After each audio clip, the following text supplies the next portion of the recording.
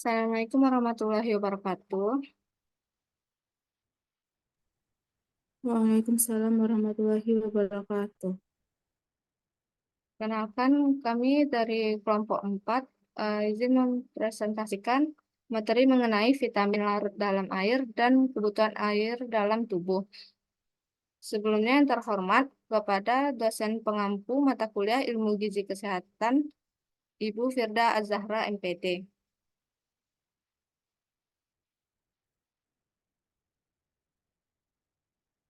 Nah, perkenalkan anggota kelompok kami yang pertama yaitu saya sendiri, Lutfi Irvani, dengan NIM 2123173, Mutia Amriani dengan NIM 2123177, Putri Maharani dengan NIM 2123187, dan Silviana Amira dengan NIM 2123145.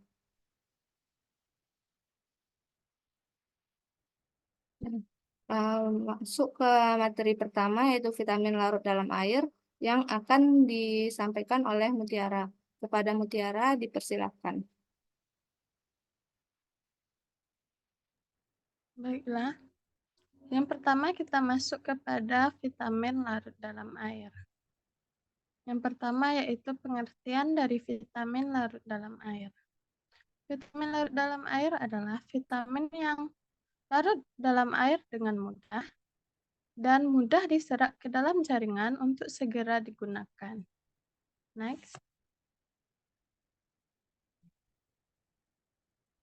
Nah, yang selanjutnya masuk kepada fungsi vitamin larut dalam air. Yang mana pertama menjaga metabolisme dalam tubuh, yang kedua memelihara sistem syaraf, dan yang ketiga memelihara sistem kekebalan tubuh.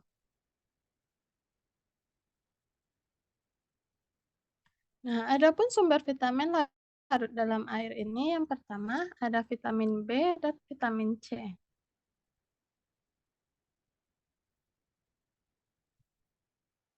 Nah, yang pertama vitamin B. Vitamin B ini juga terbagi menjadi vitamin B1, B2, B3, B6, B9, dan B12. Yang pertama yaitu vitamin yang dikenal dengan sebutan nama. Vitamin B1 ini berperan penting dalam mengubah makanan menjadi energi. Sumber-sumbernya mulai dari gandum, kacang-kacangan, makan beragi yang contohnya seperti roti. Next. Nah, selanjutnya yaitu vitamin B2 yang biasa disebut juga dengan riboflavin yang berperan penting dalam menjaga kesehatan mata, sistem saraf, kulit, saluran pencernaan, dan otak, serta juga membantu pembentukan sel darah. Sumbernya yaitu yang pertama sayuran hijau, susu, telur, kacang kedelai, dan lain sebagainya.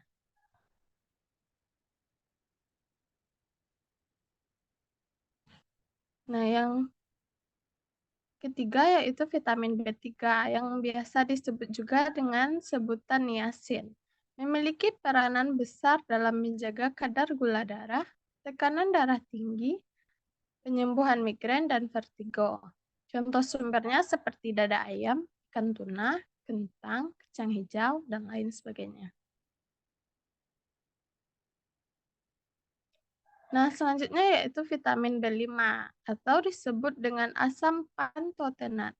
Berperan dalam membantu memecah lemak serta karbohidrat menjadi energi, serta juga berperan dalam memproduksi senyawa asam lemak, sterol, neurotransmitter, dan hormon tubuh.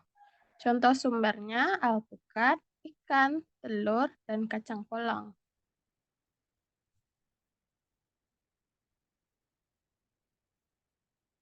Nah, selanjutnya yaitu vitamin B6 atau disebut juga dengan pyridoxine. Berfungsi menjaga fungsi otak dan memproduksi antibodi sebagai mekanisme pertahanan tubuh terhadap antigen atau senyawa asing yang berbahaya bagi tubuh. Contoh sumbernya yaitu kacang-kacangan, jagung, ikan, dan daging.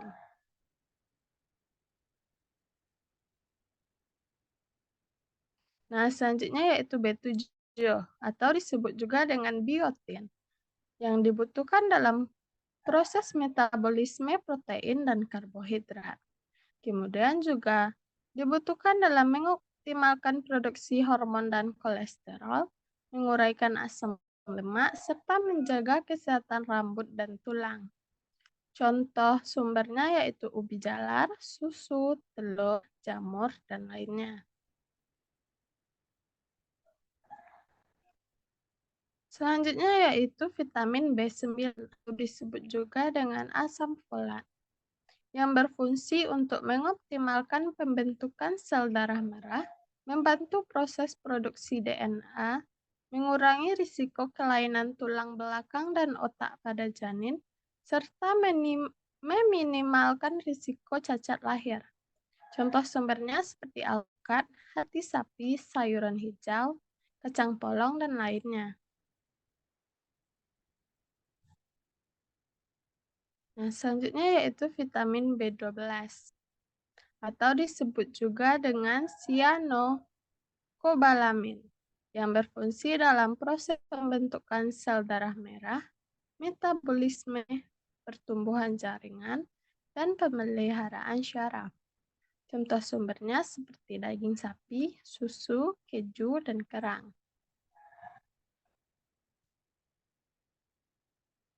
Nah, selanjutnya kita masuk ke sumber vitamin larut dalam air. Selain vitamin B yaitu vitamin C, di mana vitamin C ini merupakan senyawa antioksidan alami yang dapat menangkal berbagai radikal bebas dari polusi di sekitar lingkungan kita. Nah, contoh sumber vitamin C ini seperti lemon, pepaya, kiwi, tomat, stroberi, pisang, dan lainnya. Baiklah, sekian yang dapat saya sampaikan. Saya kembalikan ke moderator. Baik, terima kasih kepada Mutiara. Materi selanjutnya akan disampaikan oleh Silviana Mira. Pada Silvi dipersilakan. Baiklah, selanjutnya yaitu akibat kekurangan dan kelebihan vitamin larut air. Nah, yang pertama yaitu vitamin B1. Dampak kekurangan dari vitamin B1 ini yaitu dapat menyebabkan penyakit biri-biri. Nah, hal ini nih karena reaksi hipersensitif yang dapat berpengaruh pada kelelahan, sakit kepala, sifat lekas marah, dan juga susah tidur. Lalu kelebihan vitamin B1. Nah, kelebihan vitamin B1 ini jarang terjadi dikarenakan tubuh biasanya mengeluarkan kelebihan vitamin B1 melalui urin. Namun ada beberapa efek samping akibat kelebihan vitamin dari B1 ini. Yang pertama, gangguan pencernaan, lalu gangguan ginjal, dan gangguan saraf. Nah, lalu selanjutnya vitamin B2. Kekurangan vitamin B2 ini dapat menyebabkan gejala seperti iritasi, lalu kulit merah, dan juga keretakan kulit dekat dengan sudut mata dan bibir seperti halnya sensitif yang berlebihan terhadap sinar atau fotofobia. Nah, akibat dari kelelahan vitamin B2 ini ialah warna urin yang berubah, lalu gangguan pencernaan dan juga sensitif terhadap cahaya. Nah, selanjutnya yaitu vitamin B3. Kekurangan vitamin B3 dapat menyebabkan penyakit pellagra. Nah, penyakit ini menunjukkan gejala seperti dermatitis dan juga diare. Lalu akibat kelebihan dari vitamin B3 ini ialah pembakaran dan kemerahan pada kulit-kulit, lalu gatal-gatal dan juga gangguan pencernaan. Nah, selanjutnya ada vitamin B5. Gejala kekurangan dari vitamin B5 ini jarang terjadi, tapi dapat menyebabkan muntah, sulit tidur, dan juga kelelahan. Lalu kelebihan vitamin B5 dapat menyebabkan diare dan juga perut kembung. Lalu vitamin B6. Gejala kekurangannya ini juga jarang terjadi, namun dapat menyebabkan muntah dan juga sulit tidur. Lalu ada kelebihan dari vitamin B6 dapat menyebabkan gangguan neurologis, gangguan tidur, lalu kulit sensitif. Selanjutnya yaitu vitamin B8. Nah, gejala kekurangan vitamin B8 ini dapat menyebabkan kehilangan nafsu makan, mual, depresi, lalu kelemahan dan juga kelelahan. Nah, akibat dari kelebihan vitamin B8 ini dapat menyebabkan gangguan pencernaan. Selanjutnya adalah vitamin B9. Gejala kekurangan vitamin B9 dapat menyebabkan kekurangan darah, lalu gejalanya itu bisa meluas seperti sel-sel darah merah tidak matang yang menunjukkan sintesa DNA yang lambat. Lalu kelebihan vitamin B9 adalah dapat menyebabkan diare, susah tidur, dan sifat mudah marah. Lalu selanjutnya ada vitamin B12.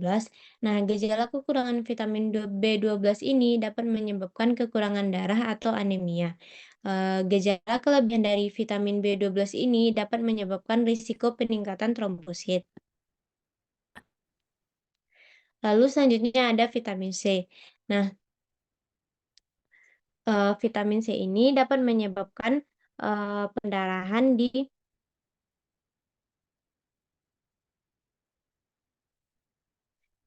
di sekitar gigi dan dapat merusak pembuluh darah di bawah kulit. Nah, kekurangan banyak vitamin C berakibat pada sistem saraf dan ketegangan otot. Lalu, kelebihan vitamin C dapat menyebabkan mual, kejang perut, diare, sakit kepala, kelelahan, dan juga susah tidur. Lalu selanjutnya kebutuhan air dalam tubuh. Nah, air itu biasanya dikenal dengan rumus kimia H2O yang merupakan molekul sederhana yang mempunyai peran yang sangat penting bagi kehidupan. Nah, biasanya tubuh manusia dapat bertahan selama berminggu-minggu tanpa makanan, namun hanya beberapa hari saja tanpa air. Nah, air merupakan penyusun utama bagi tubuh yaitu 55-60% dari berat badan orang dewasa atau 70% dari bagian tubuh tanpa lemak. Nah, fungsi air yang pertama yaitu pelarut alat angkut, lalu katalisator, lalu yang ketiga pelumas, dan yang keempat fasilitator pertumbuhan, dan selanjutnya pengaturan suhu, lalu keseimbangan pH asam basa, lalu cairan tubuh, dan juga peredam benturan. Baiklah, sekian materi dari saya, dikembalikan ke moderator. Baik, materi selanjutnya akan saya lanjutkan sendiri. Selanjutnya mengenai kebutuhan air sehari bagi tubuh. Umumnya, tubuh kita memerlukan 8 gelas atau setara dengan 2 liter dalam sehari.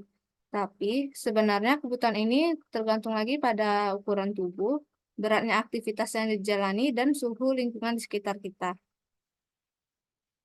Next. Nah, selanjutnya yaitu keseimbangan air dan elektrolit dalam tubuh. Next. Keseimbangan cairan dan elektrolit adalah kondisi di mana jumlah cairan dan elektrolit yang masuk ke dalam tubuh seimbang dengan jumlah yang keluar dari tubuh. Cairan dan elektrolit membantu menjaga keseimbangan pH, tekanan osmotik, dan fungsi organ tubuh. Next.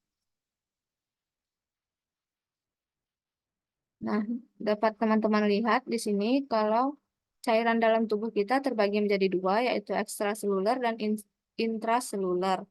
Ekstraseluler terbagi lagi menjadi dua, yaitu plasma atau invaskular dan interstisial.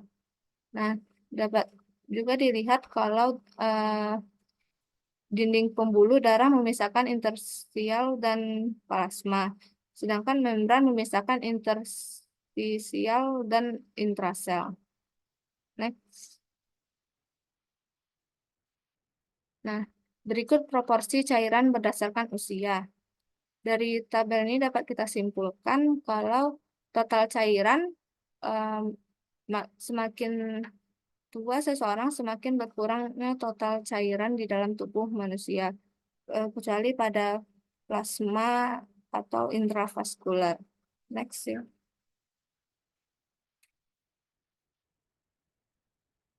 Selanjutnya yaitu keseimbangan cairan intraseluler. Keseimbangan cairan intraseluler mengacu pada kondisi di mana jumlah cairan di dalam sel tubuh manusia tetap stabil. Next. Faktor yang mempengaruhi keseimbangan cairan intraseluler yang pertama yaitu tekanan osmosis. proses osmosis memainkan peran penting dalam mempertahankan keseimbangan cairan intraseluler. Osmosis adalah pergerakan air melalui membran sel dari daerah dengan konsentrasi rendah ke daerah dengan konsentrasi tinggi. Selanjutnya itu transportasi ion. Eh, Proses metabolik di sel juga mempengaruhi keseimbangan cairan intraseluler. Misalnya, sel-sel memproduksi dan menggunakan berbagai molekul yang mempengaruhi keseimbangan air dan elektrolit di dalam sel. Selanjutnya yaitu proses metabolik dan regulasi hormonal. Next.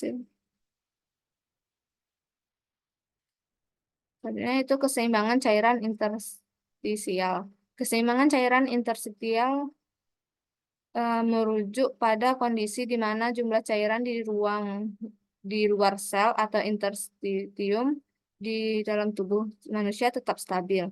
Keseimbangan cairan interstisial penting untuk fungsi normal jaringan dan organ, serta untuk menjaga tekanan osmotik dan volume darah. Faktor yang mempengaruhi keseimbangan cairan interstisial yaitu pertama tekanan hidrostatik, tekanan onkotik, tekanan osmotik, dan aktivitas sistem limfatik. Nah, materi selanjutnya akan dilanjutkan oleh Putri Maharani. Kepada Putri dipersilahkan. Baik, terima kasih moderator. Selanjutnya adalah keseimbangan cairan intravaskuler. Keseimbangan cairan intravaskuler ini adalah kondisi di mana volume dan komposisi cairan dalam pembuluh darah dipertahankan dalam rentang yang normal atau stabil. Next. Nah, berikut ini adalah nilai norma elektrolit, yaitu berupa anion dan kation. Dan natrium, yaitu 135 sampai 145 mEq per liter, kalium 3,5 sampai 5,3, kalsium 4 sampai 5, magnesium 1,5 sampai 2,5, klorida 100 sampai 106, bikarbonat 22 sampai 26, dan fosfat 2,5 sampai 4,5.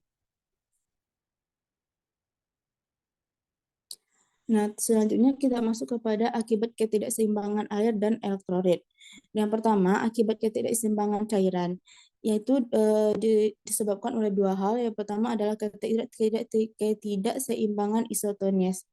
Ketidakseimbangan isotonis terjadi ketika sejumlah cairan dan elektrolit hilang bersamaan dalam proporsi yang seimbang. Yang kedua, ketidakseimbangan osmolar, yaitu ketidakseimbangan yang terjadi ketika tidak kehilangan dengan perubahan kadar elektrolit dengan proporsi yang seimbang, sehingga menyebabkan perubahan pada konsentrasi dan osmolalitas cairan.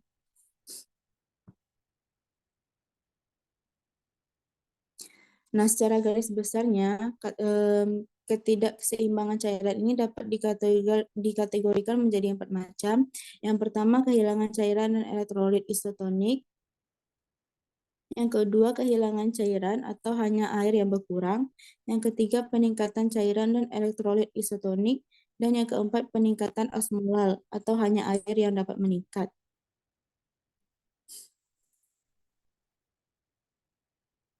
Nah, ada juga istilahnya kekurangan cairan atau dehidrasi. Dehidrasi itu adalah kondisi ketika tubuh kekurangan cairan atau jumlah cairan yang keluar lebih banyak dari cairan yang masuk. Hal ini dapat disebabkan oleh kurangnya asupan cairan tubuh atau pengeluaran cairan secara berlebihan akibat muntah atau diare. Nah, selanjutnya ada juga kelebihan cairan atau edema. Edema ini adalah kondisi medis berupa membengkaknya bagian tubuh tertentu karena terdapat penumpukan cairan berlebih. Beberapa bagian tubuh yang sering kali mengalami kondisi edema adalah lengan, perut, wajah, dan kaki.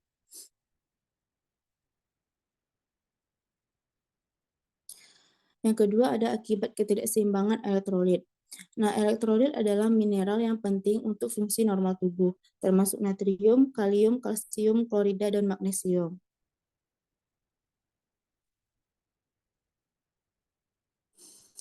Yang pertama ada fosfat. Nah, fosfat ini berfungsi untuk menguatkan tulang, gigi, menghasilkan energi, serta membentuk lapisan sel. Nah, jika kadar fosfat di dalam tubuh berlebihan atau dikenal dengan istilah hiperfosfatemia, maka bisa menimbulkan masalah pada otot dan tulang, serta meningkatkan risiko terkena serangan jantung dan stroke. Sedangkan jika kita kekurangan fosfat atau hipofosfatemia, itu dapat terjadi karena beberapa faktor. Yang pertama adalah menderita malnutrisi, yang kedua mengonsumsi alkohol berlebihan. Nah, hipofosfatemia ini juga dapat terjadi karena konsumsi obat tertentu seperti zat besi, niacin atau vitamin B3, obat mah jenis antasida, diuretik, dan sebagainya. Yang kedua, ada klorida. Klorida adalah jenis elektrolit yang berfungsi untuk menjaga keseimbangan pH dalam darah dan meneruskan impuls saraf. Nah, jika kita kelebihan klorida atau dikenal dengan istilah hiperkloremia, maka kita akan mengalami gangguan pH darah atau asidosis metabolik dan juga jika kita kekurangan klorida atau hipokloremia, itu bisa menyebabkan diare atau muntah.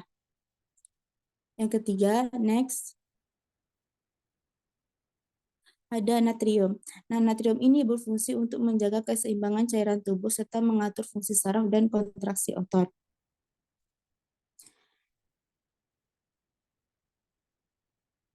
Selanjutnya,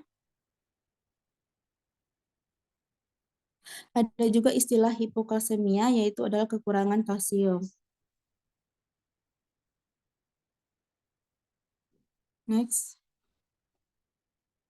Lalu ada kalium. Kalium ini berperan penting dalam mengatur fungsi jantung serta menjaga fungsi saraf dan otot. Ada juga istilahnya hiperkalemia atau kelebihan kalium dan hipokalemia atau kekurangan kalium. Yang terakhir ada magnesium. Nah, magnesium ini adalah mineral penting yang berfungsi untuk mengatur fungsi saraf, tekanan darah, dan kadar gula dalam darah. Nah, ada juga istilahnya yaitu hipermagnesium atau kelebihan magnesium dan hipomagnesium atau kekurangan magnesium. Nah, sekian penjelasan dari saya kembalikan kepada moderator. Baik, terima kasih kepada Putri. Sekian presentasi dari kelompok kami. Jika ada pertanyaan, teman-teman dapat menanyakannya di e-learning. Baik, kami akhiri. Mohon maaf apabila ada kekurangan. Assalamualaikum warahmatullahi wabarakatuh.